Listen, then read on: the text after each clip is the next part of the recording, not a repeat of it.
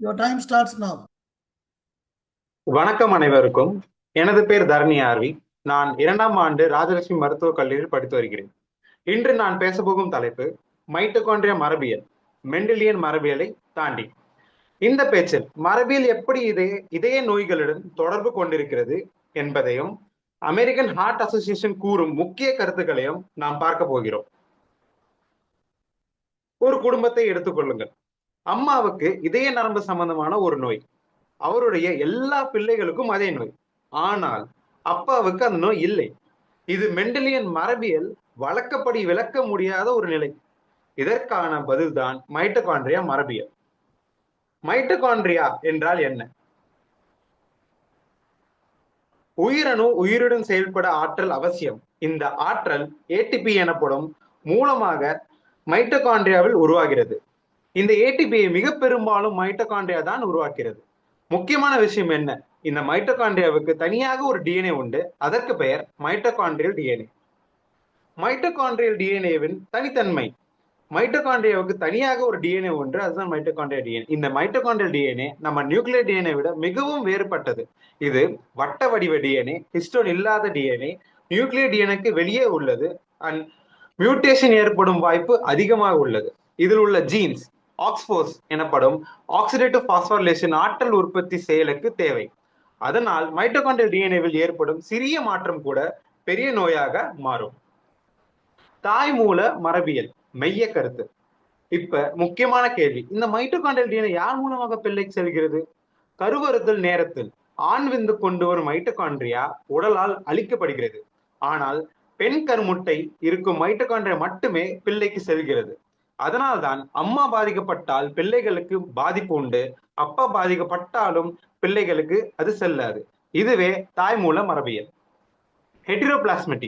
ஹெட்டிரோபிளாஸ்மி மேம்பட்ட கருத்து. ஒரு உயிரணுவுக்குள் ஒரே நேரத்தில் 2 வகையான மைட்டோகாண்ட்ரியல் டிஎன்ஏ இருக்க முடியும். சாதாரண மைட்டோகாண்ட்ரியல் டிஎன்ஏ மற்றும் மாற்றம் பெற்ற மைட்டோகாண்ட்ரியல் டிஎன்ஏ. இதற்கு பெயர் ஹெட்டிரோபிளாஸ்மி. இந்த புகைப்படத்தில் ஹோமோபிளாஸ்மி ஹெட்டரோபிளாஸ்மி என்று கூறியுள்ளேன். ஹோமோபிளாஸ்மி எனப்படும் இந்த டிஎன்ஏவில் ஒரே ஒரு டிஎன்ஏ ஆக சாதாரண மைட்டோகாண்ட்ரியல் மட்டுமே இருக்கும். அண்ட் ஹெட்டரோபிளாஸ்மியில் போத் ரெண்டுமே சாதாரண மைட்டோகாண்ட்ரியல் டிஎன்ஏ அண்ட் மாற்றம் பெற்ற மைட்டோகாண்ட்ரியல் டிஎன்ஏ இருக்கப்படும். Threshold effect. நோய் எப்போ வெளிப்படும்? மாற்றம் பெற்ற மைட்டோகாண்ட்ரியல் டிஎன்ஏ ஒரு குறிப்பிட்ட அளவை தாண்டினால் இதற்கு பெயர் தான் threshold effect. American heart association சொல்றது என்னன்னா, சில இதய சம்பந்தமான ஜீன்ஸ் 60% மேல ஹெட்ரோபிளாஸ்மிக் இருந்தால்தான் இந்த நோயே வெளிப்படும் என்று கூறுகிறார்கள். இதயமும் மைட்டோகாண்ட்ரியமுக்கான உறவுகள் அமெரிக்கன் ஹார்ட் அசோசியேஷன் பார்வையில். இப்ப இங்க அமெரிக்கன் ஹார்ட் அசோசியேஷன் ஒரு முக்கியமான விஷயத்தை சொல்கிறது. இதயம் ஒரு நாளுக்கு சுமார் 6 கிராம் ஏடிபி பயன்படுத்தும் ஆர்கன். இந்த ஆற்றல் முழுவதும் மைட்டோகாண்ட்ரியாவில் இருந்துதான். அதனால் மைட்டோகாண்ட்ரியா சிறிய டிஃபெக்ட் இருந்தாலும் இதயத்திற்கு பெரிய பாதிப்பாகும். மைட்டோகாண்ட்ரியல் டிஎன்ஏ மாற்றங்கள். இதய நோய்கள் என்னென்ன? இதய தசை பெரிதாகலாம், which is called as cardiomyopathy. இதய துடிப்பு கோளாறாகலாம், அரித்மியாஸ். திடீரென மரணம் கூட ஏற்படலாம். மேலும் ஒரு முக்கியமான விஷயம், சேதமான மைட்டோகாண்ட்ரியல் டிஎன்ஏ உயிரணுவிலிருந்து வெளியே வந்தால் அது இம்யூன் சிஸ்டமை தூண்டும். இதனால் நீண்டகால அலர்ஜி மற்றும் இரத்த கொலை பாதிப்பு உண்டாக்கும். அதுக்கான சிறிய உதாரணங்கள் எம்இஆர்ஆர்எஃப், எல்ஹெச்ஓஎல், எம்எல்ஏஎஸ் அண்ட் கர்ன் சைர் சிண்ட்ரோம். யாருக்கு அதிக பாதிப்பு? பிறந்த சில மாதங்களிலேயே குழந்தைக்கு இதய தசை பெரிதாக்கி ஹைப்பர்ட்ராபிக் கார்டியோமயோபதி, உயிருக்கு ஆபத்தான நிலை உருவாகலாம். வயதானவர்களின் ஹெட்ரோபிளாஸ்மி மெதுவாக அதிகரிப்பு. 50 to 60 வயதுக்கு பிறகு முன்பு பிரச்சனை இல்லாத ஒருவருக்கு திடீரென ஹார்ட் ஃபெயிலியர் அல்லது ரிதம் ப்ராப்ளம் தோன்றலாம். நீண்ட காலமாக புகைப்பிடிப்பவர்களில் இதய துடிப்பு கோளாறு மற்றும் வாஸ்குலர் டேமேஜ் வேகமாக உருவாகலாம். ஏன் மூளையின் தசைகள் அதிகம் பாதிப்பு அடைகின்றன?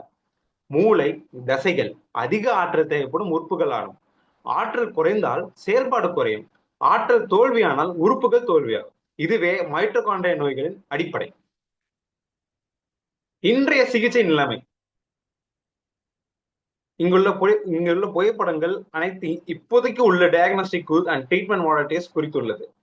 இன்றை நாம் செய்வது முழுமையான மரபணு பரிசோதனை, 2வது இதய கண்காணிப்பு, 3வது அறிகுறி அடிப்படையிலான சிகிச்சை. ஆனால் நோயின் அடிப்படை காரணம் இன்னும் முழுமையாக சரி செய்யப்படவில்லை. எதிர்காலம். Precision medicine. எதிர்காலம் வேற. மைட்டோகாண்ட்ரியாவை நேரடியாக மாற்றும் தொழில்நுட்பங்கள் ஆராய்ச்சி நிலையில் உள்ளன.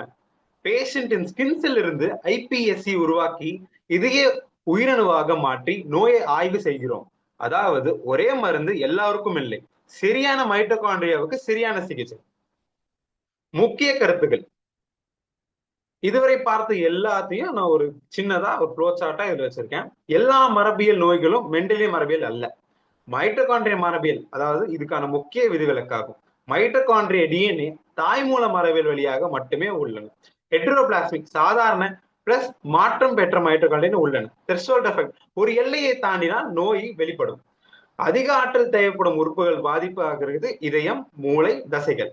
அண்ட் இதய நோய்களில் சிவிடி கார்டியோவாஸ்குலர் டிசீஸ் முக்கிய பங்கு இருக்கிறது என்ற அமெரிக்கன் ஹார்ட் அசோசியேஷன் கூறியுள்ளது. என்று என்னைக்கு இதை வந்து சொல்லியிருக்காங்கன்னா டிசம்பர் 2, 2025 அன்னைக்கு சொல்லியிருக்காங்க. முடிவுரை. எதிர்கால மருத்துவரின் பங்கு. இன்றைய மருத்துவம் அறிகுறிகளை மட்டுமே சிகிச்சை செய்கிறது. ஆனால் எதிர்கால மருத்துவராகிய நம்ம பங்கு நோயின் அடிப்படை காரணத்தை புரிந்து கொள்வது. அதாவது இதயத்தை மட்டும் சிகிச்சை செய்யாமல் அதன் ஆற்றல் உற்பத்தியை கட்டுப்படுத்தும் மைட்டோகாண்ட்ரியாவையும் புரிந்து கொள்வது. எதிர்கால மருத்துவம் என்பது ஒரே சிகிச்சை எல்லோருக்கும் இல்லை. சரியான நோயாளிக்கு சரியான மைட்டோகாண்ட்ரியை குறிவைக்கும் சிகிச்சை.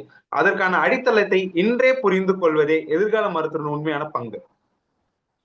இது மேற்கோள்கள். இதுல தான் நான் எடுத்துக்கொண்டேன்.